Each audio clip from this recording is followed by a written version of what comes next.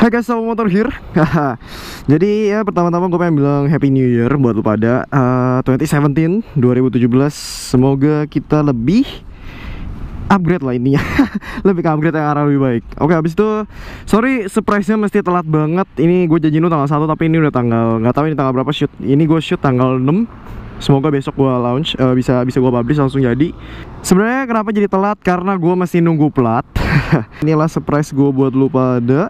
Ini adalah jadi ini motor yang lu tunggu-tunggu udah buat gue test ride, dan ini adalah motor yang gue tunggu-tunggu secara gue pribadi gitu. Oke, jadi hari ini kita punya 2016 Honda CBR 250 RR.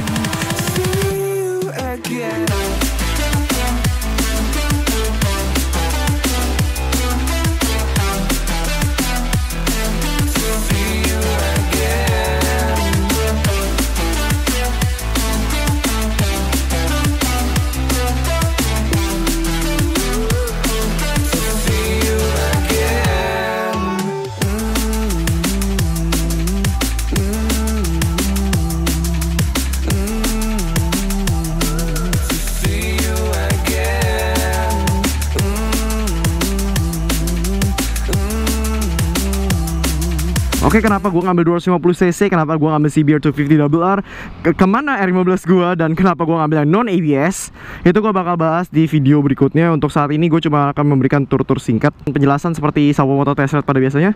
Apa sih Sawo Motor Test Ride itu? Mungkin kalau subscriber gue udah tahu, Sawo Motor Test Ride itu adalah dimana gue, Sawo Motor, bakal ngetes berbagai macam motor, dan gue akan memberikan opini gue lah. Dan gue harap opini gue itu bisa menjadi acuan lu pada buat beli motor baru atau semacamnya. Dan lu bisa klik itu ntar di sini nih ada keluar gitu, itu bakal bawa lu ke playlist Sawo Motor Test Ride. Oke, jadi ini adalah motornya, motor keluaran Honda 250cc, 2 silinder, 8 valve, DOAC, dengan karakter overbore. Overbore itu berarti ukuran bore sama stroke gedean bornya, dimana dia lebih ngincar performa di putaran atas. Ini upgradean dari CBR 250R. Kalau CBR 250R dulu kan cuma ada 1 silinder, sekarang ini udah 2. Dan modelnya udah berubah jauh dengan segala upgrade-upgradean yang banyak banget. Oke, pertama kita mulai dulu dari mukanya. Mukanya itu sebenarnya ini mukanya kalau boleh jujur ya, kalau boleh jujur ini tuh bukan muka Honda banget, tau gak sih? Ini tuh lebih, gue pertama, siapa yang setuju sama gue pertama kali ingat nih motor, keinget sama Ducati Panigale. Mirip banget sama Panigale pertama, tapi lama-lama lu lihat sih dia ada rasanya sendiri sih, ada rasa, oh ini CBR loh, maksudnya dia tuh memberikan kayak ini CBR loh gitu. Jadi ini tuh CBR bukan Panigale gitu. Nah, lampunya tuh sipit banget ya, LED, full LED. Ini DRL-nya, ini lampu senjanya, ini lampu utama, ini pas lightnya, ntar ini sennya, ntar gue kasih lihat. Dia ada model wingletnya gitu tuh, jadi kayak MotoGP, tapi setahu gue MotoGP tahun depan udah gak boleh pakai winglet. Maksudnya di tahun 2017. Ya, ini spionnya bisa diputar 360 derajat ya kalau lu pada tapi itu kan ada tempat pas nomor, jadi kayak nggak bisa deh.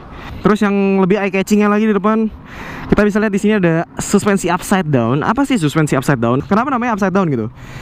Jadi kalau lu pada yang tahu, biasa di motor-motor biasa pada umumnya itu pakai suspensi teleskopik yang dimana diputar. Jadi kalau upside down ini, jadi itu tuh teleskopik tuh biasa bawahnya yang gede, ini atasnya yang gede, jadi namanya upside down, diputar balik gitu. Nah, gunanya itu lebih handlingnya lebih bagus karena yang main itu ya bawahnya bukan di atas, jadi ridernya lebih pede. Mereknya Showa, ukurannya 37 mm sama seperti Yamaha Saber, tapi kalau yang di Yamaha Saber pakai merek Ayaba. Nah, ini warnanya emas, gue demen banget, emasnya emas kalem, dan gue demen pemilihan warna disc brake-nya emas-emas gitu. Ini sorry agak kotor. Kalipernya Nissin. Terus kalau lihat di sini tuh, kalau lihat di sono tuh seberang, atau di sini juga ada sih.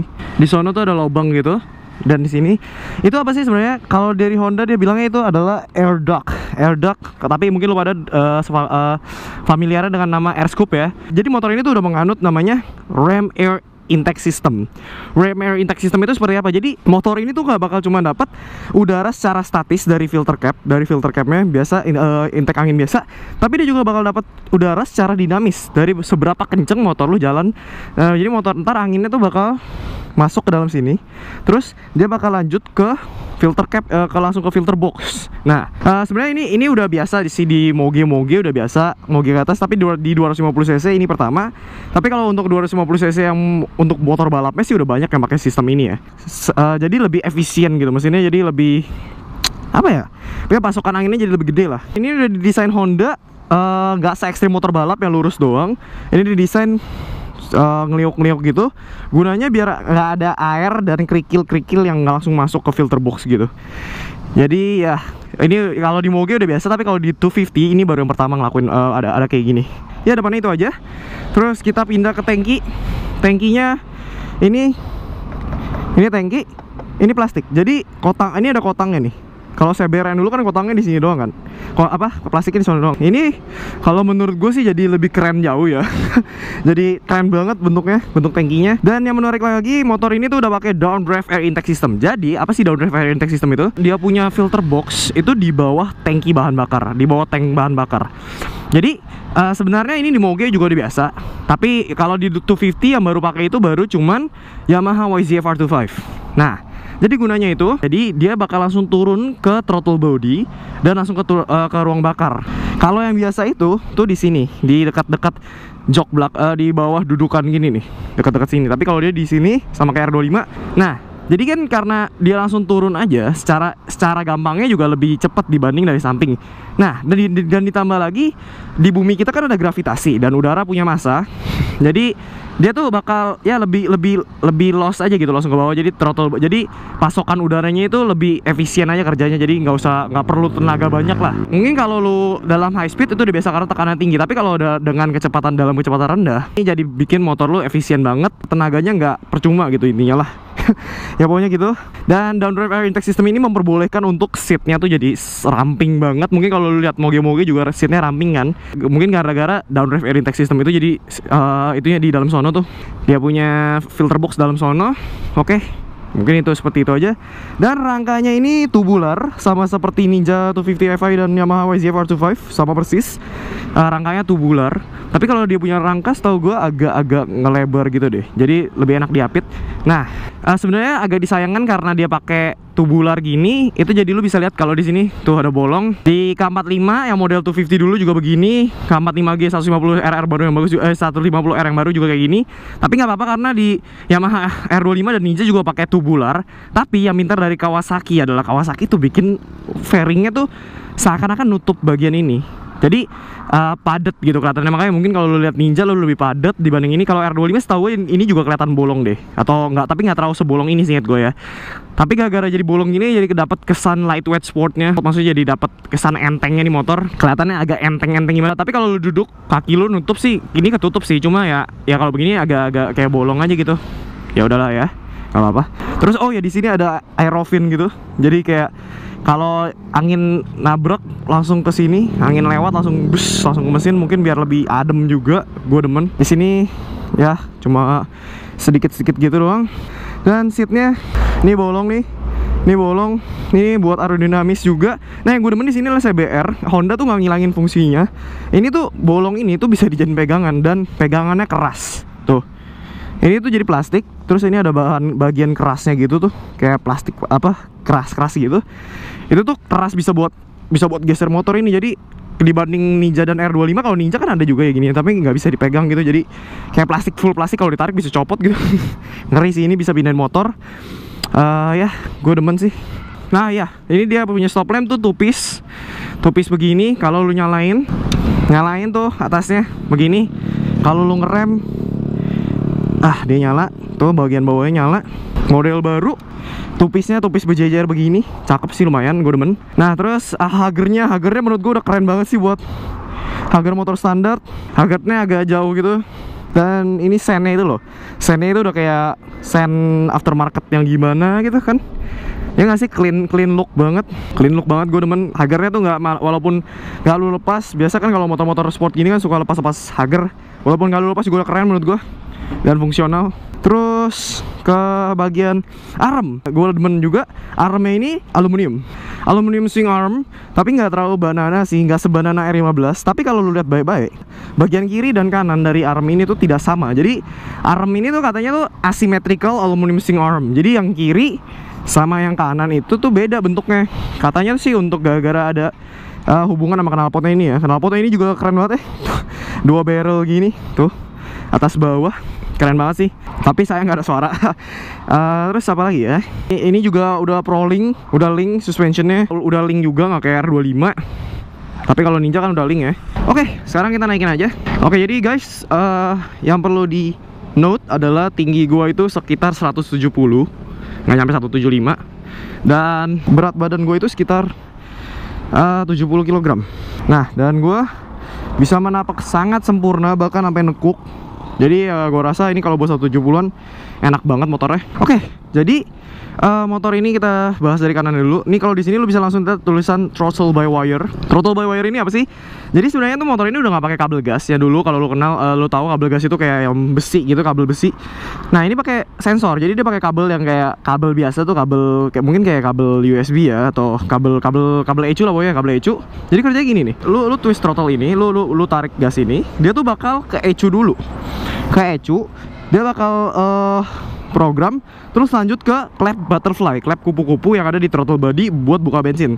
Mungkin itu terlalu ribet gue jelasin ya. Jadi secara gampangnya gini aja. Kalau dulu pakai kabel gas itu dari sini, dari tangan langsung ke throttle body, langsung ke klep kupu-kupunya, langsung direct. Kalau ini lu mesti ke mesin dulu, dulu dari tangan ke ECU, baru ke throttle body-nya, baru kebuka. Untungnya adalah dia lebih presisi, bukaan klepnya itu lebih presisi dibanding pakai kabel gas dulu. Downside-nya cuma lu nggak bisa langsung bejek di motor ya. Jadi kalau dia tuh agak beberapa ECU ada yang kalau mesin lu belum panas, dia nggak bakal memperbolehkan lu untuk ngebejek motor. Jadi mau lu bejek gila-gilaan pun dari ECU-nya juga ke throttle body-nya bakal santai aja gitu keluarnya. Dan ini starternya gini nih. Jadi ini kill switch, ini posisi biasa, dan ini starter. Nah, habis itu, oh ya, karena ini ada throttle by wire, dia ada kelebihan lainnya, yaitu bisa pakai riding mode. Ini ada riding mode. Riding mode-nya ini ada 3. Ntar gue kasih lihat di sono. Nah, ini pass light. Pass light-nya gini nih. Pass light-nya di bawah tuh. Keren banget ya. karena nggak ada tempat buat pasnya di sini. Ya ini dim, lampu jauh, ada lap time, terus ada klakson terbalik seperti biasa Honda. Terus ini tutup shock, tutup fork upside down-nya, suspensi upside down depannya tadi Showa biru. Nah, kita nyalain speedonya. CBR. Oke, di sini gue bakal memperlihatkan dulu. Di sini tuh ada suhu, ada fuel indicator, ada takometernya digital, full digital. Habis itu ini ada speedometer, ada jam. Terus ini ada mode, nih riding mode-nya sport plus comfort, sport lagi. Nah, ini ada gear indicator, ada jam, ada total. Nih. Total trip A, trip B, kilometer per liter, average trip A itu trip A liter 8,1 liter, trip A nya lu udah buang 8,1 liter, totalnya udah 145 km. Sebenarnya motor ini udah gue bawa dari kemarin, jadi ya baru sempet, tapi itu buat select, bawanya buat reset. Nah, terus kalau lu pencet barengan itu ada lap time-nya. Cuma gue bakal akan menjelaskan lap time-nya ntar aja. Saat ini cuma ininya doang karena agak ribet juga. By the way, gue pengen ngomong juga, di saat gue review di motor, gue juga pengen launch produk baru gue, brand baru gue, namanya Race Mode. Nih, lu bisa lihat Race Mode. Lu search aja di Instagram racemode.co. Untuk sekarang sih masih ngejual kitek sama stiker yang tadi tuh. Stiker ini. Jadi untuk 30 orang pembeli pertama, kitek ini bakal dapat stiker itu secara gratis. 30 pembeli pertama doang, habis itu setelahnya stikernya gue jual. Ya gitu deh pokoknya. Sekarang juga stikernya udah gue jual. Oh ya, by the way, tadi gue pengen kasih lihat lu pada, kalau ngesen nih, tuh ini sen kanan tuh, dia punya DRL, nyala kan, gokil banget. Terus kalau gua dim, tuh yang sini nyala. Nah, dan di kanan, aduh, itu klaksonnya tadi kepencet, tuh nyala. Belakangnya juga nyala tuh, ya clean banget deh pokoknya. Oke, mungkin seperti itu aja sih penjelasannya ya untuk ini. Sorry lama banget, soalnya gua agak terkagum-kagum dengan ya banyaknya ini. Oh ya, by the way, support motor kita udah nggak dijual, nggak tahu untuk kapan, sampai kapan. Karena yang bahannya lebih bagus jauh dibanding support motor Kitek. Dan yang support motor Kitek belum bisa diproduksi kalau pakai bahan yang ini. Ini race mode, belakangnya Life is a Race, gue demen banget sih, parah. Oke, jadi starternya tuh asik. Nih takometernya tuh, lihat tuh. Ya, motor ini udah panasin tadi kan, gue sini dulu. Oke, jadi kita pakai mode biasa dulu, pakai sport dulu aja. Tuh gear indicatornya 1. Spionnya tuh membantu banget sih, gue demen banget spionnya.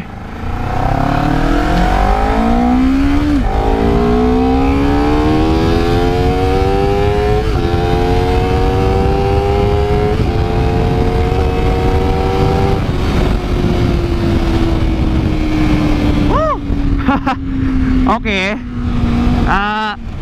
Tadi ada shift light, gue lupa ngomong tuh, ada shift lightnya kan tadi nyala. ada shift lightnya.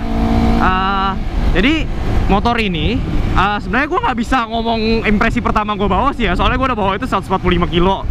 Oh ya, gue sampai lupa tadi, sebenarnya motor ini udah gue modif tadi dikit, ada tank pad, tadi gue pakai tank grip sama cover radiatornya gue beli secara aftermarket. Karena kenapa gue beli yang lain? Karena nggak ada yang bawaannya inden 2 minggu, gila lama banget. Ya udahlah ya. Jadi motor ini kalau buat takin, posisi takin tuh enak banget, tapi kepala lu tuh nggak bakal ketutup sama windshield ini, nggak bakal ketutup sama windscreennya. Jadi kepala lu tuh bakal di sini nih, ngeliatnya tuh dari sononya. Habis itu stangnya udah under yoke, seperti yang lu lihat kan. Stangnya udah di bawah segitiga, which is cool banget, gue demen banget. Kayak moge-moge gitu lah ini lah. Tapi walaupun dia pakai under yoke ini, dia tuh mungkin nggak sepegel yang bener-bener moge banget sih. Maksudnya kayak semana ya? Mungkin kalau dibandingin sama Moge, ini mirip-mirip ZX-6R dikit ya, kurang dikit lagi. Jadi tuh dia walaupun under yoke, tapi dia tuh nggak gini banget, nggak apa ya, derajat kemiringannya tuh nggak parah-parah banget. Jadi motor ini masih cukup nyaman. Tapi kalau dengan catatan, lu mesti lu mesti bungkukin dikit. Jadi tangan lu agak nekuk, nah itu langsung enak. Pressure di wheels lu langsung hilang. Kalau dibandingin sama R15 gua, ini masih kalau gue masih ngerasa masih bungkukan ini dikit antara bungkukan ini, tapi R15 lebih begini, ngerti nggak? Jadi ini bungkuk tapi rata, nah gitu deh, oke. Jadi berasanya stangnya lebar banget. Nah sekarang kita coba pakai mode comfort. Cara ganti modenya tuh gampang banget. Lu tuh tinggal tutup gas, terus tuh pencet. Nah sekarang comfort. Nah sebenarnya mungkin lu sama seperti gue waktu itu, riding mode di 2,5 guna nggak sih? Atau cuma gimmick kan? Nah setelah dulu gue jujur aja, ini CBR gue ini adalah CBR pertama yang pernah gue naikin, dan itu bukan gimmick. Jadi riding mode-nya nih, kalau lu lihat nih ya, walaupun gue geber gila, walaupun gue udah twist throttle lagi gila-gilaan, dia bukan berarti ini motor nggak kenceng dalam mode comfort, tapi responnya itu dikuranginnya itu cukup jauh dibanding sport, cukup jauh nih ya, lihat ya, di 2 nih.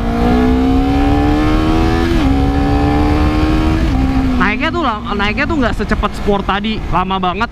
Tapi gue, dan kalau lu pada bilang, bang enak nggak buat kalau buat macet-macetan, enak dong ya. Tapi kalau gue pribadi, gue bakal bilang kalau buat macet-macetan nggak enak. Kenapa? Karena lu motor bukan mobil. Kalau lu mobil enak karena lu kan berhenti mulu kan. Tapi kalau lu motor, lu macet-macetan itu bakal jadi PR banget sih. Soalnya kenapa? Karena kan lu kan perlu akselerasi. Nah kalau lu pakai mode comfort ini, akselerasi lu tuh dihilangin. Jadi sama dengan nggak ada akselerasinya, turun jauh sih, kayak sekitar 30% mungkin ya dari mode sport turunnya. Nggak sampai hampir 50% deh, sekitar 40%. Lu bayangin sendiri aja dikit-dikit. Terus, ya dan ya, gue nggak terlalu demen spionnya terlalu lebar. Untuk yang nanya, LED-nya terang nggak sih bang? LED-nya terang kok, terang banget. Kalau gue pakai jalan malam-malam, gue udah pernah pakai malam-malam. Tapi spionnya agak lebar, dan motor ini lincah parah. Sabar nih, kita ganti lagi ke sekarang. Gue akan memperlihatkan lo pakai mode yang Sport Plus. Nah kalau lo gas masih itu, tapi dia bakal ngedip-ngedip doang lo. Kalau lo pas gas, nah dia baru masuk Sport Plus. Nah di Sport Plus ini, nah lo mungkin bisa dengar suara mesinnya kali ya. Suaranya tuh udah gila banget sih. Ya salah kan, Sport Plusnya pas lagi macet nyapein. Nah gue ganti Sport lagi. Nah Sport Plus ini tadi ntar ya macet. Nah terus lu mungkin wonder, kalau pakai lagi macet sih gue lebih demen pakai Sport biasa aja, karena butuh akselerasinya yang lebih. Gue butuh akselerasi juga di sini. Nah kalau downside-nya, motor ini spionnya terlalu lebar. Tapi ya lu lihat aja, gue masih bisa nyelap dengan easy sih, karena motor ini lincah banget. Motor ini berasa banget kayak motor 2,5 terenteng setelah mono ya, setelah Ninja Double R mono, setelah Ninja 250 SL yang 1 silinder tuh. Ini, nah dan remnya juga walaupun gua nggak pakai ABS cukup pakem. Sport Plus ini tuh, nah ya ini mungkin udah, oh kenapa nih, buset. Nah jadi kalau satu ganti Sport Plus, nih ini gua udah pakai Sport Plus lagi. Tadi lewatin macet dulu, sampai betulin mic. Wah meledak pak. Nah kalau lo pakai Sport Plus, itu yang terjadi. Jadi Sport Plus ini tuh gigi 4, sumpah, itu gigi 4. No, terlalu responsif banget. Jadi Sport Plus ini mungkin gua akan saranin untuk lo pada yang demen track day, atau mungkin ya butuh demen-demen speeding dikit. Nah Sport Plus itu enak banget. Sport Plus ini tuh motor lu tuh kayak langsung dikasih tarikannya tuh ditambahin sekitar ya gitu, perbandingannya hampir 50%. Lo bisa dengar dari suara mesinnya juga udah beda tuh Sport Plus. Motor ini enteng banget, motor ini enteng banget. Nih, walaupun ini motor baru, tapi kalau digeber sedikit gak apa-apa lah ya. Jarang-jarang gak apa-apa kan.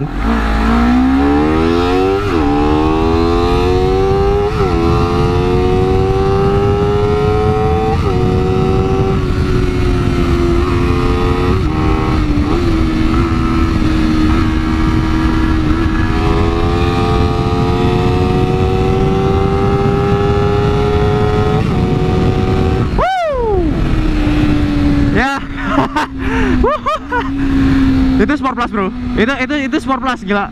Gue bukan fanboy ya, gue bukan fanboy nih, gue bukan fanboy Honda. Kalau gue sebenarnya gue to be honest, kabar ganti sport dulu biar lebih enak. To be honest, gue tuh fanboy Yamaha. Dan kalau fanboy Yamaha gue pasti bakal pegang R25. Tapi power dari motor ini tuh jauh dibanding R25 dan apalagi Ninja ya. Ninja agak berat kan soalnya juga. Ini tuh jauh banget, tinggi banget powernya. Gue walaupun ini motor masih standar, masih baru, belum in-rain, maksudnya belum servis pertama ya. Tapi udah gila banget. Aduh. Dan suspensi depannya dan suspensi motornya itu agak kaku, agak keras. Tapi nggak apa-apa. Karena kenapa? Karena kalau keras gitu kan buat ngerebah malah enak. Tapi ya gitu, buat sisi comfortnya agak hilang sedikit. Sebenarnya gue nggak tahu gue mau ngomong apa sih soal di motor, soalnya karena gue udah bawa di motor 151 km sendirian. Jadi agak-agak ya gue udah bawa sendiri lah ya. Maksudnya gue udah agak terbiasa. Motor ini buat kibas-kibas enak banget, handlingnya parah. Gue sering takut hilaf pakai ini motor, padahal bannya masih IRC, terus takutnya ngerebah-ngerebah, malah kelewatan, malah kasihkan. Aduh, motor ini tuh enak, stabil, parah. Dan apa lagi? Wah, parah. Enteng banget.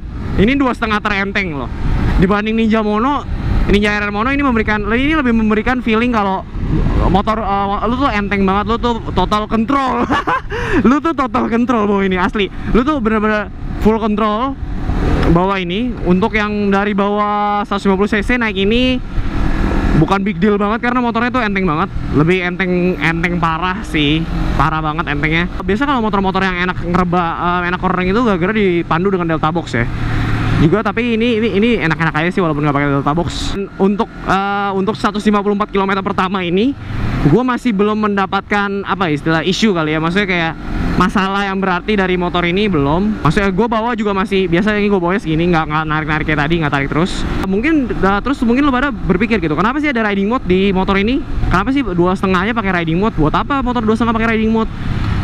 Menurut gue nih, setelah yang gue rasakan gitu ya, motor ini itu dikasih riding mode itu dengan tujuan gini loh. Menurut gue Honda tuh mau bikin motor yang memiliki power yang cukup gede, memiliki motor yang inti istilahnya powernya paling gede di kelasnya. Ini kalau nggak salah di mode Sport Plusnya nyentuh 31 dk di RPM berapa belas ribu gitu. Ntar gue lupa, gue taruh sini data-datanya.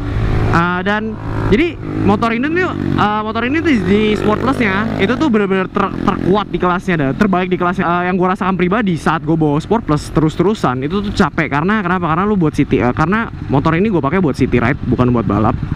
Jadi saat gue pakai buat city ride, motor ini tuh terlalu lompat-lompat kalau gue pakainya Sport Plus. Nah, jadi Honda tuh istilahnya tuh, nah makanya disediakan mode sport. Bahkan kalau lu pada mau lebih santai lagi, ada mode comfort. Jadi menurut analisa menurut gua gitu, Honda tuh mau bikin motor dengan kekuatan, dengan power yang gede, tapi memberikan efek bisa, maksudnya kayak pilihan santai gitu untuk ke konsumennya. Jadi nggak mesti Sport Plus terus gitu.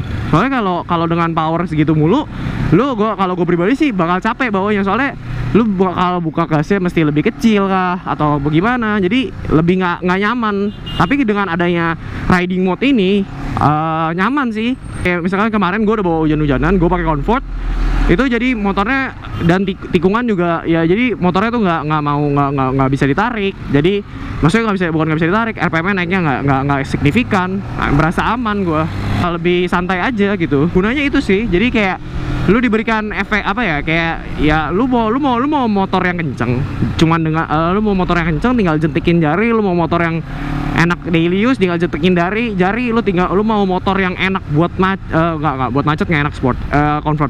Buat hujan tinggal jentikin jari, dan menurut gue itu cukup, itu bisa dirasakan di motor 2,5. Kalau di Moge kan udah biasa. Itu cukup enak sih, ya cukup enak, walaupun 2,5 menurut gua dari awal nggak perlu riding mode, tapi setelah gua ngerasain di motor mungkin powernya ditambah sedikit sih, nggak banyak, itu guna enak pakai ada riding mode, itu enak banget.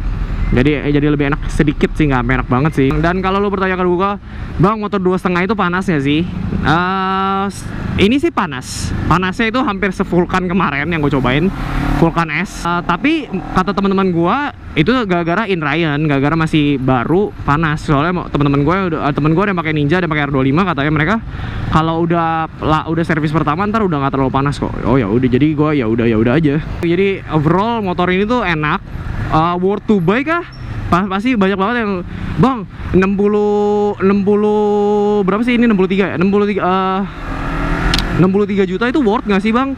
Worth it nggak sih buat lu beli di motor 2,5? Well, kalau lu denger penjelasan gue yang awal itu dengan fitur sebanyak itu worth banget, karena suspensi upside down depan ini Showa nih ya minimal 5 juta minimal ya. Oh ya, by the way, kalau motor ini tuh emang lebih nunduk dibanding Ninja dan R25. Memang lebih ke sport dibanding sport touring kalau Ninja dan R25. Tapi tankinya juga lebih kecil. Tankinya itu kalau nggak salah 14 liter doang. Tapi no problem, karena ini mungkin emang nggak didesain buat jalan jauh kali ya. Kalau Ninja dan R25 kan masih lebih tinggi kan stangnya. Mungkin segitu aja sih test ride gue kali ini. Dan juga macet ini, gue juga capek jadi. Oke, mungkin segitu aja. Kalau lu demen video ini dan lu demen gue ganti motor, klik the like button below right there. Don't forget to subscribe to Sawo Motor YouTube channel right there. Atau ntar ada buletan gitu keluar dari layar nih. Thank you to YouTube bikin end screen sekarang. Dan itu ntar ada playlist Sapol Motor Test Ride, lu bisa klik di sono. Ya mungkin seperti itu aja sih video kali ini. Ya jadi don't forget to like this video, comment below, share to your friends, and don't forget to subscribe to Sawo Motor YouTube channel. And I'm Sawo Motor, sign out, bye. Woo!